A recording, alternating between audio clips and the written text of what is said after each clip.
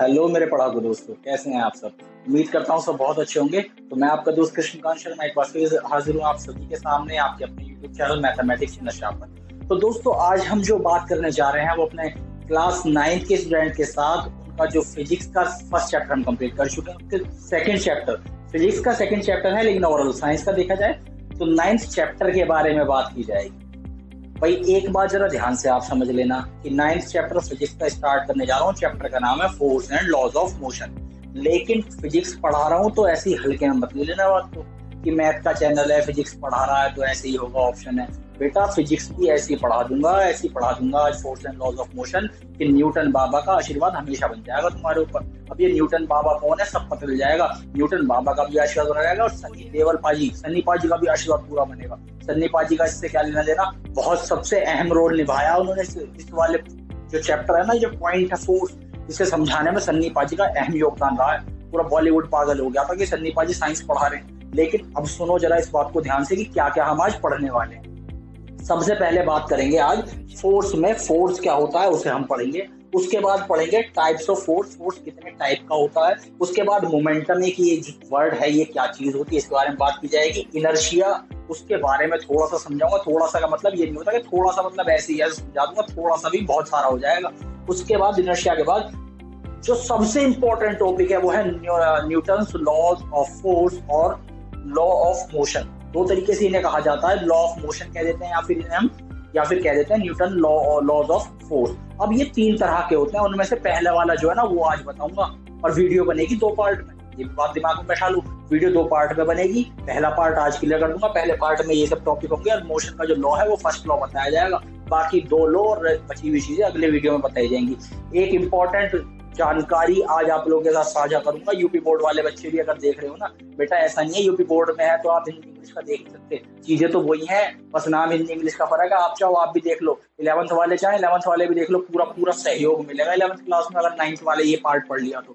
दूसरा, एक इंपॉर्टेंट जानकारी वीडियो के एंड में दूंगा यूपी बोर्ड वाले बच्चों को, और ऐसी जानकारी होगी कि लड्डू बांटने का मन करेगा। ठीक है, तो उस जानकारी के लिए पूरी वीडियो में बने रहना। और वीडियो को अगर स्किप करोगे तो बेटा बिल्कुल ये समझ लो कि फिजिक्स गया, मोशन गया, लॉज ऑफ मोशन गया, फोर्स गया, सब गायब, कुछ नहीं जान पाओगे। स्किप मत कर देना। ये मत सोचना कि आज प्याज काटने सिखा रहा हूँ तो स्किप कर करके जल्दी देख लें प्याज कैसे काटे जा रही है। बेटा एक एक पॉइंट इंपॉर्टेंट है, अगर स्किप कर गया, पॉइंट छूट गया तो समझ लो कहानी खत्म। तो पहला पॉइंट है हमारा फोर्स। फोर्स क्या होता है जी, इस बात को समझते हैं जरा ध्यान से। अब फोर्स क्या होता है सबको पता है, आपकी जो जिंदगी है उसमें फोर्स का सबसे अहम योगदान है। भाई कुछ भी करते हो फोर्स, अगर मम्मी ने ये बोल दिया ना कि वहां से वो झाड़ू उठा ला जरा, उस झाड़ू को उठा के लाने में आपने किया मोशन करके आपने फोर्स लगा के झुके और फोर्स से उसे उठाया, तो वो भी फोर्स आपने अप्लाई किया अपनी रियल लाइफ में। मम्मी ने झाड़ू मंगाई फोर्स से, आप गए फोर्स से झाड़ू उठा के लेके आए। अब ये आपको नहीं पता था कि मम्मी झाड़ू लगाने के लिए मंगा रही है या फिर लगाने के लिए मंगा रही है, आपने ला के तो दे दी। अब मम्मी ने झाड़ू आपसे ली, आप कुछ गलत हरकत कर रहे हो भैया, उस झाड़ू से मम्मी ने आप पे झाड़ा लगा दिया। क्या करा, वो फोर्स मम्मी ने आप पे अप्लाई कर दिया। झाड़ू मारी आपने, क्या करा, फोर्स ही तो लगाया। अब आपको फोर्स से उस झाड़ू को मम्मी ने कर दिया अलग, मम्मी ने आपको पकड़ा ऐसे और ऐसे फोर्स से पीछे फेंक दिया, धक्का दे दिया, आप पीछे गए। क्या हुआ, मम्मी ने आप पे फोर्स लगाया, आपको पुश किया, आप पीछे गिर गए। फिर पापा है, पापा ने आपका कॉलर ऐसे पकड़ा, ऐसे खींच लिया। क्या हुआ, पापा ने पुल किया, आप फोर्स से आगे। क्या कहानी चल रही है भाई सारी, यहाँ पे सारी कहानी चल रही है कि आप पर पुश किया गया, पुल किया गया, जो भी किया गया ये सब फोर्स है, यही सब तो फोर्स है। यही बात है ना फोर्स, आपकी बिल्कुल जिंदगी के बारे में बात जोड़ के बता रहा हूँ। अब एक बात बताओ, ये बात सब हुआ क्यों, ये सब हुआ क्यों? हुआ इसलिए कि भैया आप 9th क्लास में ऐसे ऐब कर देते हो ना। चलता कूलर है, चलते कूलर में अब इलेक्ट्रिसिटी, आप 10th क्लास के टॉपिक अब 9th क्लास में कोशिश कर रहे हो कवर करने की। चलते कूलर में पानी भरा हुआ, बराबर में जाकर उसमें उंगली डाल के देख रहे हो, मम्मी ने देख लिया पहले। अगर मम्मी झाड़ा लगाती ना तो बिजली झाड़ा लगा देती, तो इसीलिए वो आपका फोर्स अप्लाई किया मम्मी पापा ने। तो ऐसे काम मत किया करो। अब आप फोर्स समझ गए जी क्या चीज है इस बात को। अब ये तो कहानी ऐसी हुई कि हाँ जी जो अच्छी सी बातें थी मजाकबाजी में हमें समझाया गया, लेकिन इस बात को मजाकबाजी में कॉपी पटोड़ी थी ना। अब फोर्स को समझते हैं ढंग से। फोर्स क्या है, फोर्स इज अ पुश और pull on a body is called force. किसी भी बॉडी मतलब सिर्फ आपकी बॉडी नहीं, कोई भी ऑब्जेक्ट, किसी भी ऑब्जेक्ट पर अगर हम पुश करें या उसे पुल करें तो वही हमारा फोर्स है। समझ में आई बात? किसी भी ऑब्जेक्ट को अगर पुश किया जाए या पुल किया जाए, या तो धक्का दिया जाए या खींचा जाए, उसी को हम फोर्स कहते हैं। एक लाइन में डिफाइन कर दिया, पुश और पुल ऑन अ बॉडी और ऑब्जेक्ट इज कॉल्ड फोर्स। ये तो था फोर्स। अब फोर्स को अगर हम फॉर्मूले की वे में लिखना चाहें, फोर्स जो इक्वल होता है वो होता है मास इनटू एक्सेलरेशन। अब मास क्या है? मास आपका मास, उस बॉडी का मास, उस ऑब्जेक्ट का मास जो किलोग्राम में होता है, वो तो हुआ मास। एक्सेलरेशन थप्पड़ लग जाएगा कान पे अगर भूल गए तो, मोशन में इतने अच्छे से समझाया था, अरे नहीं लगने का, आपको आता है। अब मास इनटू एक्सेलरेशन मतलब जो फोर्स है वो किसी बॉडी और ऑब्जेक्ट पर अगर हम लगाएं तो उसमें जो मास होगा, उस मास के और उस फोर्स लगाने की वजह से उसमें जो एक्सेलरेशन उत्पन्न हुआ है, एक्सेलरेशन जनरेट हुआ है, आपने किसी ऑब्जेक्ट पर फोर्स लगाया। अब जब फोर्स लगाओगे तो वो चलेगा ना भाई, अब वो कितने एक्सेलरेशन से आगे बढ़ा, उसका मल्टीप्लीकेशन ही फोर्स है। ठीक है, ये आप मैंने डेफिनेशन दी, पुश और पुल ऑफ ऑन ए बॉडी और ऑब्जेक्ट इज कॉल्ड फोर्स, और एफ इज इक्वल टू होता है m/a। ये तो बात है फोर्स की। अब फोर्स की कुछ कैरेक्टरिस्टिक्स है, उनकी बात कर लेते हैं। कैरेक्टरिस्टिक्स कोई ऐसी भयंकर नहीं है, सिंपल सी बातें, 3 बातें समझ लो ध्यान से। आपका जो फोर्स होता है ना बेटा, फोर्स आपका उसमें मैग्नीट्यूड भी होता है, और उसमें आपकी क्या चीज, एक चीज है डायरेक्शन भी जरूरी है। मैग्नीट्यूड भी है, डायरेक्शन में मैंने लास्ट जब मोशन पढ़ाया था वेक्टर स्केलर बताया था ना कि वेक्टर वो जिनमें मैग्नीट्यूड और डायरेक्शन दोनों हो, स्केलर वो जिनमें सिर्फ डायरेक्शन हो। तो मैंने बताया था फोर्स आपका वेक्टर क्वांटिटी है। क्यों है? क्योंकि मैग्नीट्यूड और डायरेक्शन दोनों चीज होती है। मैग्नीट्यूड का मतलब उसकी न्यूमेरिक वैल्यू भी है, नंबर में जो उसकी क्वांटिटी है, और साथ में डायरेक्शन भी है। अगर आपसे कहीं पर भी फोर्स लगाने के लिए कहा जाए और आपको बताया ना जाए कि किस दिशा में फोर्स लगाना है, किस डायरेक्शन में फोर्स लगाना है, क्या वो फोर्स अप्लाई कर सकते हो आप? एग्जाम्पल दिया था मैंने एक बच्चे को बोला, मैंने कहा बेटा गेट पर 5 न्यूटन का फोर्स लगा। ओ भाई साहब लगा पड़ा है गेट पे, पसीनों में तर लगा पड़ा है गेट पे, कुछ हो ही नहीं रहा। क्यों नहीं हो रहा? क्योंकि डायरेक्शन नहीं पता गेट किधर बंद करना है या खोलना है, सिर्फ फोर्स लगाने के लिए बोल दिया उसे। जब मैं डायरेक्शन दूंगा कि गेट को बंद कर दे, मतलब इस तरफ की डायरेक्शन इसमें फोर्स लगा, तभी तो वो फोर्स अप्लाई होगा, तभी तो गेट बंद होगा।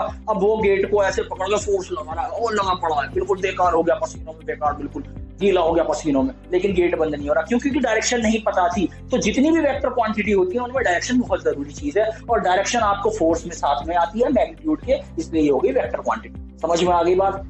अगला पॉइंट है एसआई यूनिट। एसआई यूनिट मतलब स्टैंडर्ड यूनिट। अब फोर्स को जो मेजर किया जाता है ना, अब फोर्स की अगर हम क्या नाम है अगर बात करें यूनिट की, तो यहाँ से देखो आपका मास की यूनिट होती है किलोग्राम, एक्सेलरेशन की होती है मीटर पर सेकंड स्क्वायर। मैं एसआई यूनिट की बात कर रहा हूँ, तो इसकी एसआई यूनिट जो बनी वो बनी किलोग्राम मीटर पर सेकंड स्क्वायर। बट इतनी लंबी यूनिट हम लेके चलेंगे अगर, तो बेटा कंफ्यूजन हो जाता है, बात बढ़ी जाता है। अब हमारे एक महान साइंटिस्ट सर आइजैक न्यूटन, बोलो न्यूटन बाबा की जय, वो न्यूटन बाबा आए थे जिन्होंने हमें इस चीज को बताया कि ऐसी भी कोई चीज अवेलेबल है। पता सबको था, लेकिन ये नहीं पता था इसे कहते क्या है और इसका क्या यूज है। इन न्यूटन बाबा ने आए, न्यूटन बाबा वही है लंबे लंबे बाल वाले, गोरे गोरे गाल वाले, ठीक है ना, वो न्यूटन बाबा। अब न्यूटन बाबा ने बताया फोर्स क्या चीज होती है, उन्होंने सारी जानकारी दी। अब किसी आदमी ने इतनी मेहनत करी, इतनी मशक्कत करी, तपस्या करी, अब उसने हमें इस बारे में बताया, पूरी हमें इसके ऊपर थ्योरी दे दी और हमारी जिंदगी को बहुत आसान बना दिया। तो उस आदमी को क्रेडिट देना तो बनता है भाई। तो इसीलिए हमने इतनी बड़ी यूनिट ना करके इस फोर्स की जो यूनिट है वो बना दी न्यूटन, और जिसे लिखते हैं हम कैपिटल एन के थ्रू। इसकी एसआई यूनिट काउंट की जाती है बेटा न्यूटन। इतनी सी बात। इसके बाद फोर्स को हम रिप्रेजेंट करते हैं कैपिटल एफ के थ्रू। ये थी 3 कैरेक्टरिस्टिक्स बेसिक सी, ठीक है। अब फोर्स की इफेक्ट क्या है? इफेक्ट क्या? अब सन्नीबाजी की बातें आएंगी, जरा समझना ध्यान से। यहाँ पे लिखा है it can change the speed of the body. अब आप समझो बात को, कोई चीज रुकी हुई है, अब मान लो एक चीज रुकी हुई है, आपने उस पर हल्का सा फोर्स लगाया, अब जब फोर्स लगाया तो वो चीज थोड़ी सी आगे बढ़ गई, बढ़ी ना, क्यों बढ़ी? क्योंकि आपने उस पर फोर्स लगाया। तो क्या हुआ? वो रुकी हुई थी, उसकी स्पीड 0 थी, आपने फोर्स लगाया, स्पीड बढ़ गई। मतलब सीधी सी बात ये समझ में आ गई कि फोर्स जो है वो किसी भी बॉडी और ऑब्जेक्ट की स्पीड चेंज कर सकता है। अगर कोई चीज चलती हुई आ रही है, कम हल्की चीज की बात करो, मान लो बॉल आ रही है एक आपकी तरफ, आपने पैर से उसे ऐसे दबा दिया, फुटबॉल की बात करो, बॉल रुक गई, क्या हुआ? आपने उसकी स्पीड चेंज कर दी। वो एक स्पीड से चलती हुई आ रही थी, आपने उसकी स्पीड 0 कर दी। इसलिए किससे की? वो फोर्स से ही तो की। तो ये थी आपकी फोर्स स्पीड चेंज कर सकता है। दूसरा, it can change the direction of the body, direction भी चेंज कर सकता है। भाई रैकेट खेलते हो, चिड़िया बल्ला की बात कर रहा हूँ, बैट जो आपका वो होता है, समझ रहे हो ना क्या किसकी बात कर रहा हूँ मैं? बैडमिंटन। अब उसमें क्या करते हैं भाई, आपके पास शटल है, शटल आपने इधर से फेंकी, शटल की डायरेक्शन उधर जा रही है शटल, लेकिन सामने वाले बंदे ने उस शटल में हिट किया, उस शटल की डायरेक्शन अपोजिट हो गई, आपकी तरफ आ गई। क्या किया? इधर से आपने फोर्स लगा के उसे उस डायरेक्शन में भेजा था, लेकिन सामने वाले ने हिट किया, उसकी डायरेक्शन अपोजिट कर दी, तो फोर्स से हम डायरेक्शन भी चेंज कर सकते हैं किसी भी बॉडी ऑब्जेक्ट की। ये थी दूसरी बात। तीसरी, it can change the shape and size of object. ये किसी भी बॉडी और ऑब्जेक्ट की शेप और साइज चेंज कर सकता है। सन्नी पाजी ने कहा था, याद करो, उन्होंने क्या कहा था, ये मजदूर का हाथ है कातिया, लोहे को पिघलाकर उसका आकार बदल देता है, कहा था सन्नी पाजी ने। ये बात सच्ची है बिल्कुल भैया। उन्होंने कहा था आकार मतलब शेप, कि उनका जो हाथ है वो लोहे का, मजदूर का हाथ है, और अगर किसी भी ऑब्जेक्ट और बॉडी यानी लोहे पर अप्लाई किया जाए तो उसकी शेप को चेंज कर देगा। यही तो बात कही थी सन्नी पाजी ने। एक तो आइंस्टीन आपके न्यूटन बाबा हुए और एक सन्नी पाजी हुए, जिन्होंने अच्छी तरीके से ब्रीफ किया। बात समझने वालों के ऊपर है कि बात को कैसे समझ रहे हैं। तो वही चीज है, उस मजदूर के हाथ से वो लोहे का आकार बदल रहे थे। क्या कर रहे थे, उसकी शेप चेंज कर रहे थे। क्या किया, उस लोहे के आकार, लोहे पर उन्होंने अप्लाई किया फोर्स, अब फोर्स अप्लाई हुआ तो उसकी शेप चेंज हो गई। यही इतनी सी बात थी, जो फोर्स इफेक्ट था फोर्स का, उन्होंने वो बताया था उस बात में। अब उसी बात को हम ऐसे समझ सकते हैं जैसे कोई रबड़ की बॉल है आपके पास, उस रबड़ की बॉल को आपने लिया, वो आती है ना स्माइली वाली बॉल, उस बॉल को अपने हाथ में लिया। भाई सन्नी पाजी आप नहीं हो कि मजदूर का हाथ नहीं, आपका किस लोहे की बॉल को दूंगा मैं आपको दे रहा हूँ रबड़ वाली, फॉर्म वाली बॉल, स्माइली वाली। आपने उसे लिया, उसे पुश किया, आपने पुश किया तो वो गोल होती है, बिल्कुल आपका गोली तो होती है। अब उस गोल बॉल को स्फीयर है, आपने पुश किया, दब गई नीचे की तरफ, उसकी शेप चेंज हो गई ना। तो यही बात थी कि फोर्स आपका किसी भी ऑब्जेक्ट की शेप और साइज चेंज कर सकता है। सारी बातें बहुत बढ़िया से दिमाग में ऐसे बैठ गई हैं कि बिल्कुल समझ लो, मजा आने वाला है अब आगे कहानी में। अगर मजा आने वाला है, यहाँ से मैंने सारी डेफिनेशन चीजें लिखी हुई हैं, जो चाहो नोट करो, वीडियो को पॉज करो फिर नोट करो। चलती वीडियो में नहीं नोट कर पाओगे, इतनी स्पीड तो नहीं है अभी तुम्हारी, ठीक है ना, तो पॉज करके नोट कर लो। उसके बाद अब शुरू करूंगा मैं अगला पॉइंट, जो है टाइप्स ऑफ फोर्स। फोर्स के टाइप क्या होते हैं वो आपको समझाऊंगा, आप तब तक इस वीडियो को पॉज करके नोट करो। हाँ जी, अगर देखो ये वाली बात समझ में आ गई हो ना फोर्स, तो अभी आगे बढ़ जाओ। टाइप्स ऑफ फोर्स, फोर्स के टाइप क्या होते हैं। बेसिकली फोर्स जो होता है बेटा दो तरीके का होता है। मैं बिल्कुल जमीन पे रह के जमीनी हकीकत से जुड़ के बात कर रहा हूँ, मैं बार बार बोलता हूँ, मैं आपको जो बताऊंगा बातें बताऊंगा टू द पॉइंट, ऐसी पॉइंट जो आपको काम में आए। लंबी राम कथा मैं नहीं सुनूंगा, मैं सिर्फ उतनी बातें करूंगा जितनी आपके लिए जरूरी है। तो उन जरूरी बातों को भी जरा जरूरत से ज्यादा मतलब एडवांस बन के वीडियो स्किप मत कर देना, उन जरूरी बातों को जो बस ध्यान से सुनना। क्या है जी टाइप्स ऑफ फोर्स। फोर्स हमारे होते हैं टू टाइप्स के, there are two types of force. एक होता है हमारा बैलेंस्ड फोर्स और दूसरा होता है अनबैलेंस्ड फोर्स। अब बैलेंस्ड फोर्स क्या कहता है, अगर आपके किसी ऑब्जेक्ट पर फोर्स अप्लाई हो रहे हैं एक या एक से ज्यादा, और उस पर जो रिजल्टेंट है, रिजल्टेंट फोर्स जो है वो जीरो है, तो आपके इस तरह के फोर्स होते हैं बैलेंस्ड फोर्स। अब रिजल्टेंट फोर्स जीरो का मतलब क्या है, मतलब समझ लो बेटा सीधे जरा यहाँ से, ये कोई ऑब्जेक्ट रखा हुआ है यहाँ पे, ये है आपका टेबल, इस टेबल पर रखा हुआ है ऑब्जेक्ट। अब आप यहाँ पर तो मैंने खड़ा कर दिया राम को, ये राम है हमारा, देख लो कैसा कितना मजबूत दिखा हो रहा राम, और ये है श्याम।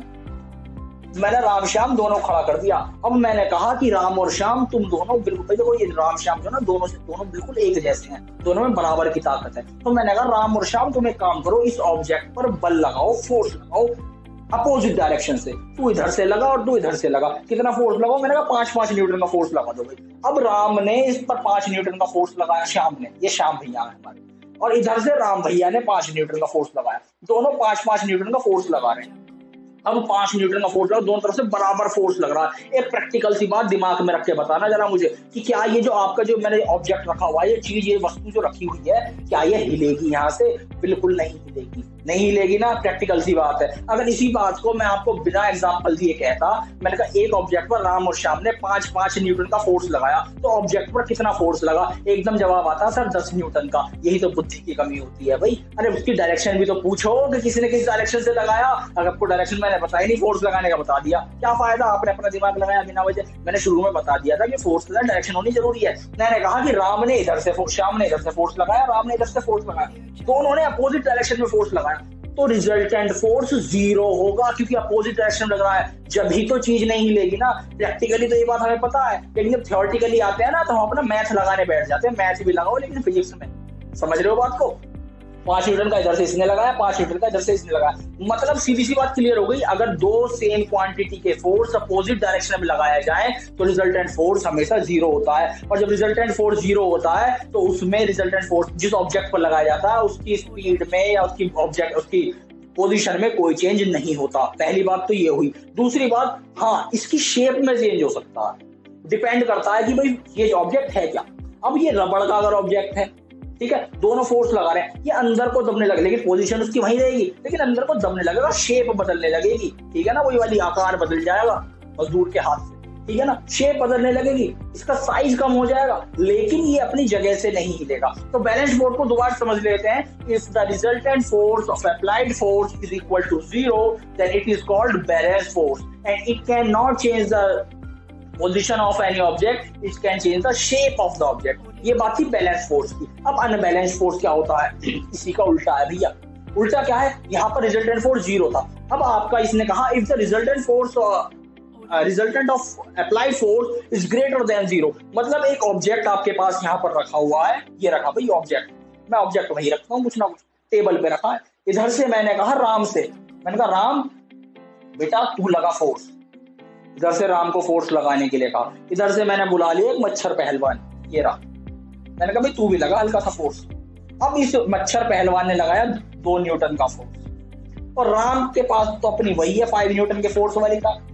अब देखो जरा ध्यान से कि इधर से फोर्स ज्यादा लग रहा है, इधर से फोर्स कम लग रहा है, लेकिन दोनों फोर्स अपोजिट डायरेक्शन में लग रहे हैं। अब इसका रिजल्टेंट फोर्स जो होगा वो आपका ग्रेटर देन 0 होगा। क्यों होगा भाई, 5 न्यूटन का फोर्स इधर से लग रहा है, प्रैक्टिकली तो आप समझ गए होंगे बात को कि ये जो ऑब्जेक्ट है ना वो इधर की तरफ मूव कर जाएगा, इधर की तरफ खिसक जाएगा ना, लेकिन इस पर रिजल्टेंट फोर्स कितना लग रहा है, जो बड़ा वाला फोर्स है उसमें छोटे वाले फोर्स को माइनस कर दो। क्यों कर दो माइनस, क्योंकि बिल्कुल अपोजिट डायरेक्शन में लग रहे हैं। समझने को तो मैं इस बात को समझाने के लिए कॉन्सेप्ट 11th क्लास का यहाँ पर ला सकता था, एंगल बेस्ड है वो, लेकिन मैं उसे आपको अभी नहीं बताऊंगा। क्यों नहीं बताऊंगा, क्योंकि खोपड़ी खराब आपकी नहीं करनी, आपको पढ़ना है, चीजों को समझना है, प्रिपेयर होना 9th क्लास के लिए। जब 11th में पहुंचोगे ना तो इस बेसिक को यूज करना और वहां के कॉन्सेप्ट पढ़ना, तब आसानी रहेगी। अभी से 11th का आपको बताऊंगा तो बेटा फिजिक्स पे विश्वास उठ जाएगा, और फिजिक्स से स्टार्ट उठ गया तो मेरे न्यूटन बाबा मुझसे नाराज हो जाएंगे, तो मैं वो बिल्कुल आपके साथ नहीं करूंगा। सिर्फ इतना बताऊंगा कि अगर अपोजिट डायरेक्शन में दो फोर्स बिल्कुल अपोजिट डायरेक्शन में लग रहे हो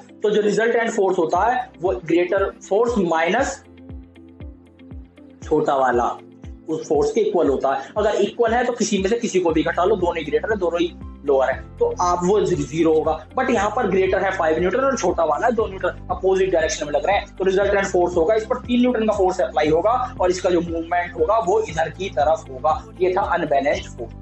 सीधी सी बात, if the resultant of applied force is greater than 0, it is called unbalanced force। और इसमें क्या क्या इसके कैरेक्टरिस्टिक होते हैं कि ये जो होता है it can change the position of an object, speed position change कर सकता है, उसकी स्पीड भी बढ़ा सकता है, and it can also change the shape of the, shape तो बढ़ा ही सकता है। शेप क्यों बढ़ेगी, शेप को बात को समझो। इधर से भाई हमारा जो कीकरी पहलवान, जो मच्छर पहलवान है, ये 2 न्यूटन कुछ भी ना लगा रहा, 2 न्यूटन तो लगा रहा है, 5 न्यूटन का लगा रहा है। अब एक दोनों तरफ से अपोजिट डायरेक्शन से एक चीज पर फोर्स लग रहा है, तो मतलब उस चीज पर भी तो दुख होगा, उसे भी तो बेचारी पे इफेक्ट आएगा, तो कहीं ना कहीं से तो उसमें थोड़ा सा चेंज आएगा उसकी शेप में। बेशक वो इधर की तरफ मूव कर जाएगी, लेकिन इधर से एक फोर्स जो लग रहा है वो उसकी शेप में भी तो चेंज करेगा। समझ रहे हो ना बात को। तो ये आपका अनबैलेंस्ड फोर्स है। ये दोनों थे टाइप्स ऑफ फोर्स। दोनों बातें समझ में आ गई। स्टॉप करो वीडियो और नोट करो, फटाफट बढ़ेंगे अगले पॉइंट। अगला पॉइंट क्या है, मोमेंटम। ये पॉइंट थोड़ा इंपॉर्टेंट सा भी है, मजेदार सा भी है, क्योंकि बहुत यूज होगा इसका आगे, तो इस पॉइंट को ध्यान से समझ लेना। इंपॉर्टेंट तो ये भी है, तो इसे नोट करो और मैं तैयार करता हूँ अगला पॉइंट। ठीक है जी, हाँ जी, यहाँ तक की बात आ गई, सबको समझ में, फोर्स भी समझ में आ गया, फोर्स के टाइप भी समझ में आ गए। अब बात करते हैं सेंटर पॉइंट पे हमारा मोमेंटम। ये मोमेंटम क्या चीज होती है? मोमेंटम को बेटा थोड़ा सा इस तरीके से समझना।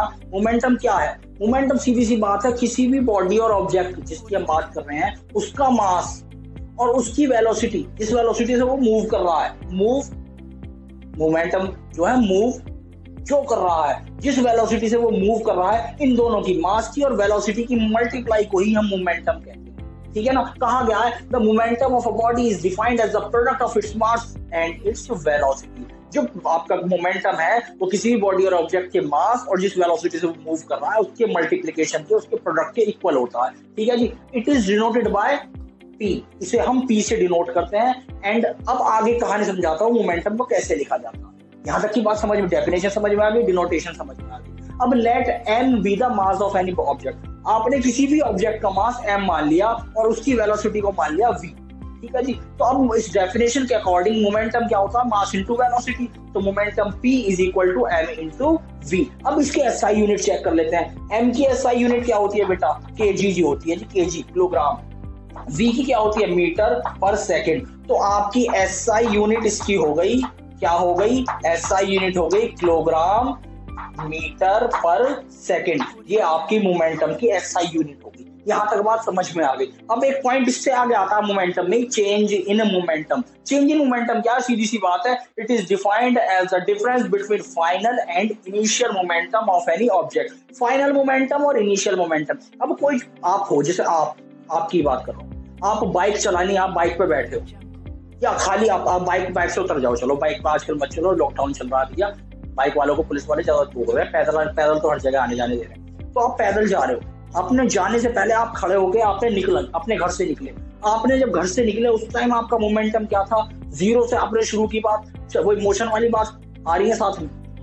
अब आप चलने लगे, आपकी वेलोसिटी बढ़ती चली गई। अब आपने जब वेलोसिटी बढ़ती चली गई तो मतलब एक पॉइंट पे जो आपका मोमेंटम होगा वो आपकी इनिशियल मतलब स्टार्टिंग मोमेंटम क्या था, जीरो से आपने स्टार्ट किया, लेकिन अब आप चलने लगे हो तो मोमेंटम बढ़ गया। तो ये वाला मोमेंटम और इस वाला मोमेंटम, जो बढ़ा हुआ मोमेंटम है, इन दोनों का डिफरेंस वही तो चेंज इन मोमेंटम होता है। इस बात को ऐसे समझते हैं, आपने कोई भी एक ऑब्जेक्ट, आपने किसी को भी ले लिया, एक ऑब्जेक्ट आपने लिया जिसका मास है m, उसकी इनिशियल वेलोसिटी आपने मान ली u, इनिशियल मतलब जिस वेलोसिटी से उसने चलना स्टार्ट किया, फाइनल वेलोसिटी आपने मान ली v। अब late u be the initial velocity of the object and v be the final velocity of the object। अब now mass is m, तो उसका इनिशियल मोमेंटम क्या हो गया, जिसे मैंने लिखा p1 क्या होगा, m into u, ऐसा ही तो होगा क्योंकि इनिशियल वेलोसिटी u है और मास m है। अब उसका फाइनल मोमेंटम क्या होगा, m into v, क्योंकि फाइनल वेलोसिटी v है।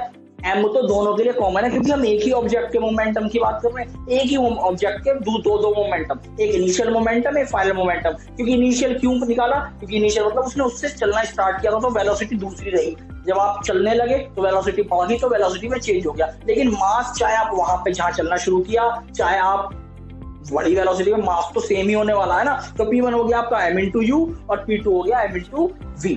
सही है यहाँ तक बात। अब इस डेफिनेशन के अकॉर्डिंग चेंज इन मोमेंटम क्या है, जिसे हम लिखते हैं डेल्टा पी। ये ट्राइंगल छोटा सा जो बनता है ना, इसे डेल्टा कह देते हैं। डेल्टा पी क्या होगा, final momentum P2 minus initial momentum starting momentum P1। P2 क्या है, mv माइनस इनिशियल है mu। दोनों में m कॉमन है, दोनों में से मैंने m को निकाल दिया बाहर। एक आदमी दो के साथ कैसे रह सकता है, बाहर बिठा दिए कमरे के, यहाँ बैठ रहा है चुपचाप। डेल्टा पी क्या हो गया, m bracket v minus u, और ये होता है आपका चेंज इन मोमेंटम। यूनिट इसकी भी किलोग्राम मीटर पर सेकंड, क्योंकि मोमेंटम ही तो है। ये बात समझ में आ गई ना समझ में। आज किसी और नोट पे डिपेंड मत करना, सारे नोट साथ के साथ बना के दे रहा हूँ, पॉज करो, नोट करो, और बात करेंगे फिर इनर्शिया क्या चीज है। ठीक है जी, इसे पॉज कर। हाँ जी, मोमेंटम कहानी तो आ गई है बहुत अच्छे से समझ में। अब ये पॉइंट समझते हैं इनर्शिया। इस पॉइंट को क्यों समझना है, क्योंकि अगला वाली जो कहानी आने वाली है ना वो इस पे बेस्ड है सारी, तो इसलिए इसे समझा रहा हूँ ध्यान से। इनर्शिया क्या होता है बेटा, जितने भी बॉडी ऑब्जेक्ट होते हैं उनके अंदर एक प्रॉपर्टी होती है, इनबिल्ट क्वालिटी होती है।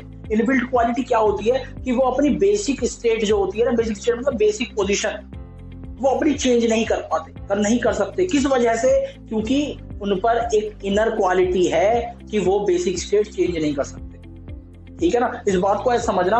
Basically it is the property of any body और object which resist it to change its basic state और पोजीशन। मतलब किसी भी बॉडी ऑब्जेक्ट की वो प्रॉपर्टी जो उसे उसकी बेसिक पोजीशन, मतलब जहां वो है, जहां रुका हुआ है, उस बेसिक पोजीशन को चेंज करने से रोके। अगर रुका हुआ है, बेसिक पोजीशन में दो मायने हैं, आपको उस बात को समझना। रुका हुआ है तो वो इनर्शिया जो उसकी प्रॉपर्टी है, तो अगर वो कोई ऑब्जेक्ट रुका हुआ है तो इनर्शिया क्या करेगा, उसे रोके रखेगा। और अगर वो चल रहा है तो इनर्शिया क्या है, इनर्शिया उसे चलते रहने देगा। ये उसकी बेसिक प्रॉपर्टी है। बात को समझो, अभी बिल्कुल घबराना मत। इस बात को एक्सप्लेन करूंगा बहुत अच्छे से अगले पॉइंट में, न्यूटन के लॉ में। बस इतना याद रखो, किसी भी ऑब्जेक्ट की या बॉडी की वो प्रॉपर्टी जो उसे उसकी बेसिक स्टेट को चेंज करने से रोके, उसे हम कहते हैं क्या चीज, इनर्शिया। और इनर्शिया को इंग्लिश में डिफाइन कर दिया हमने, it is the property of any body और object which resist it to change its basic position और स्टेट। ये था इनर्शिया। इनर्शिया मैंने क्यों बताया, अभी आने वाले जो पॉइंट है उसमें क्लियर हो जाएंगी सारी बातें। तो वीडियो को यहाँ पे बिल्कुल स्किप मत करो, क्योंकि आने वाला जो पॉइंट है वो ऐसा है, वो मुझे भी नहीं पता कैसा है। तो ध्यान से वेट कर लेना, क्योंकि मुझे भी नहीं पता, तो आपको और ज्यादा मजा आएगा समझने में। तो क्या है जी, न्यूटन्स लॉज ऑफ मोशन। अगला पॉइंट, इनर्शिया की डेफिनेशन पॉज करके नोट करो। मैं तैयारी करता हूँ अगले पॉइंट की, न्यूटन्स लॉज ऑफ फोर्स। हाँ तो दोस्तों बात पहुंच गई है बिल्कुल आखिरी पड़ाव में। तो आखिरी पड़ाव है तो आखिरी पड़ाव में थोड़ा सा मजा सा भी आना चाहिए, इसलिए पॉइंट आया हमारा न्यूटन्स लॉज ऑफ फोर्स और लॉज ऑफ मोशन। अब ये बहुत ही इंपॉर्टेंट पॉइंट है आपके नजरिए से भी, मेरे नजरिए से भी, एनसीईआरटी के नजरिए से भी और आपकी 11th क्लास के नजरिए से भी। तो जरा ध्यान से समझेंगे इस बात को। न्यूटन्स लॉज ऑफ फोर्स इसका एक नाम, दूसरा नाम लॉज ऑफ मोशन, तीसरा नाम इसका नहीं, दो ही नाम। क्या नाम है? पहला है न्यूटन्स लॉज ऑफ फोर्स, क्योंकि न्यूटन ने इजाद किए नियम ये, तो न्यूटन लॉज ऑफ फोर्स है। और किस पर इजाद किया? ये आपके मोशन पर बेस्ड नियम है, इसीलिए इन्हें लॉज ऑफ मोशन भी कहा जाता है। बेसिकली जो ये लॉ है ये तीन टाइप के तीन लॉ हमारे पास गिवन है। फर्स्ट लॉ होता है हमारा, उसे हम कहते हैं न्यूटन्स फर्स्ट लॉ और फर्स्ट लॉ ऑफ मोशन, ये नाम इसका है। या फिर इसे एक नाम और दिया गया है, laws of inertia. Laws of inertia, जी हाँ, वही इनर्शिया जो हमने भी लास्ट में पढ़ा है, उसी इनर्शिया पर बेस्ड ये नियम है, इसलिए इसका नाम लॉज ऑफ इनर्शिया भी कहा जाता है। दूसरा है second law of motion, Newton second law, और थर्ड लॉ ऑफ मोशन है न्यूटन थर्ड लॉ। आज की वीडियो में हम कवर करेंगे न्यूटन्स फर्स्ट लॉ। अब न्यूटन्स फर्स्ट लॉ क्या कहता है? इस न्यूटन फर्स्ट लॉ को जानने से पहले इनर्शिया, अब सोचो इनर्शिया क्या था। इनर्शिया वो था कि किसी भी ऑब्जेक्ट या बॉडी का वो प्रॉपर्टी, वो क्वालिटी जो उसे उसकी बेसिक स्टेट में रोके रखे। अगर वो चल रहा है तो चलते रहने दे, अगर रुका हुआ है तो रुका रहने दे, ये वो इनर्शिया होता है। तो उसी को अप्लाई करते हुए न्यूटन ने एक लॉ बताया। उन्होंने कहा इफ एनी बॉडी और object is at rest then it will be at rest. मतलब कोई बॉडी और ऑब्जेक्ट अगर रुका हुआ है तो वो रुका रहेगा। इफ एनी बॉडी और object is doing uniform motion, अगर कोई बॉडी ऑब्जेक्ट यूनिफॉर्म मोशन कर रहा है तो वो यूनिफॉर्म मोशन ही करता रहेगा। कब तक करता रहेगा? सोचो इस बात को, सोचो जब तक कि उस पर कोई और फोर्स ना लगाया जाए। कॉमन सी बात थी। इस कॉमन सी बात को उन्होंने हमें बता के एक इतनी अच्छी दिशा दे दी कि आज हम बहुत अच्छे से साइंस पढ़ रहे हैं, फिजिक्स पढ़ रहे हैं। अब इस बात को दोबारा से पढ़ ले रहा हूँ कि अगर कोई ऑब्जेक्ट रुका हुआ है तो वो रुका रहेगा, रेस्ट पे मतलब रुका हुआ। अगर चल रहा है यूनिफॉर्म मोशन से तो यूनिफॉर्म मोशन से ही चलता रहेगा। ऐसा तब तक होगा जब तक उस पर बाहर से कोई दूसरा फोर्स ना अप्लाई किया जाए। अब सोचो इस बात को, क्या ये बात सच्ची थी? भाई आपके हाथ में बॉल है, आपने बॉल को फेंक दिया, बॉल चलती जा रही, कब तक जाएगी? एक जगह जाकर रुक गई, वो तो रुक जाएगी ना। ऐसा थोड़ी कि आपने एक बार आसमान में उछाल दी तो वो घूमती रहेगी, ये कहीं ना कहीं आकर गिरेगी और रुक जाएगी। तो न्यूटन की ये बात तो फेल हो गई। उन्होंने कहा था कि अगर चल रही है तो चलती रहेगी और रुकी हुई है तो रुकी रहेगी। आपने चला तो दिया उसे, लेकिन वो अपने आप कैसे रुक गई? अरे खोपड़ी, थोड़ा खोल के बात करो। अर्थ पे रहते हैं हम, स्पेस में नहीं रहते। अर्थ पर एक फोर्स हमेशा एप्लीकेबल है जिसका नाम है ग्रेविटेशनल फोर्स। इससे अगला वाला चैप्टर है, लेकिन पढ़ा पहले भी है उसके बारे में कि अर्थ पर एक फोर्स हमेशा लगता रहता है कि अर्थ हर ऑब्जेक्ट को अपने सेंटर की ओर पुल करती है, मतलब एक फोर्स लगता है। तो आपने जो फोर्स लगाया वो कुछ टाइम तक एप्लीकेबल रहा, लेकिन उस अर्थ के फोर्स ने उस बॉल को रोक दिया।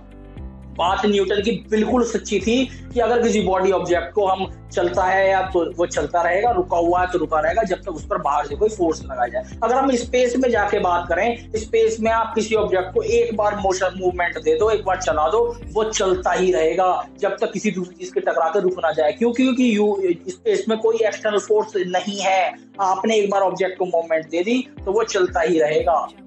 कब तक? जब तक कोई दूसरा फोर्स ना आए, मतलब कोई दूसरी चीज से टकराए ना। ठीक है जी। अब इस बात को, एक चीज थी रेस्ट में और मोशन वाली बात, इसको एक चीज समझो। आप अगर कोई चीज रेस्ट में है तो वो रेस्ट में ही रहेगी। कब तक रहेगी? जब तक उस पर कोई एक्स्ट्रा फोर्स ना लगाया जाए। अब मान लो कोई चीज रुकी हुई है, क्या वो रुकी रहेगी? बिल्कुल रुकी रहेगी, लेकिन तब तक जब तक उस पर कोई बाहर से फोर्स लगाया। अब मैं आप ही एग्जाम्पल ले रहा हूँ। आप सुबह सो रहे हो, स्कूल का टाइम हो रहा है, मम्मी आवाज मार रही है, कोई फर्क नहीं पड़ रहा, सो रहे हैं मजे में, रेस्ट में आप सो रहे हैं, मम्मी की आवाजें आ रही है, नहीं फर्क पड़ रहा। अब रेस्ट में है, कब तक रेस्ट में रहेंगे? जब तक रेस्ट में रहोगे, जब तक मम्मी की चप्पल उड़ती हुई नहीं आएगी और आपके ऊपर नहीं पड़ेगी। मम्मी ने फोर्स अप्लाई कर दिया, तुरंत आंख खुल गई, भागे, क्या हुआ? रेस्ट में थे लेकिन एकदम चलने लगे। एकदम कैसे चले? आप रेस्ट में थे लेकिन एक्सटर्नल फोर्स अप्लाई हुआ तभी तो आप चले। जब तक एक्सटर्नल फोर्स मम्मी का अप्लाई नहीं हो रहा था, आप चलने को तैयार नहीं थे। न्यूटन की बात बिल्कुल सच्ची थी। सारी बातें बहुत अच्छे समझ में आ गई। अगली वीडियो में कवर करूंगा इसके बचे हुए पार्ट। लेकिन एक इंपॉर्टेंट न्यूज आज यूपी बोर्ड के बच्चों के लिए, जो मेरे यूपी बोर्ड के 10th-12th के बच्चे उनके लिए एक इंपॉर्टेंट न्यूज मैं लेकर आया हूँ। न्यूज क्या है कि आप लोगों का जो रिजल्ट है बेटा, इस बैच का जो आपका जो 19-20 बैच के मेरे 10th-12th के प्यारे प्यारे बच्चे हैं, उन लोगों का रिजल्ट गवर्नमेंट 27 जून को डिक्लेयर करने जा रही है और पूरी उम्मीद है कि सबका रिजल्ट बहुत अच्छा आएगा, क्योंकि जो टाइम पीरियड से हम गुजर रहे हैं बहुत गलत टाइम पीरियड चल रहा है हमारे साथ, लेकिन उम्मीद है कि कुछ अच्छा होगा और रिजल्ट बहुत अच्छा आने वाला है। तो इसी उम्मीद के साथ साइन ऑफ करूंगा अपना वही डायलॉग मैथ का, क्योंकि बेसिक क्या है मेरा बेसिक है मैथमेटिक्स, फिजिक्स करा रहा हूं आप लोगों के लिए, लेकिन मैथमेटिक्स का डायलॉग क्या रहेगा, वो लाइनर अपना, forget about all the addiction, only do mathematics नशा। This side Krishnakant signing off for the day. Thank you so much friends.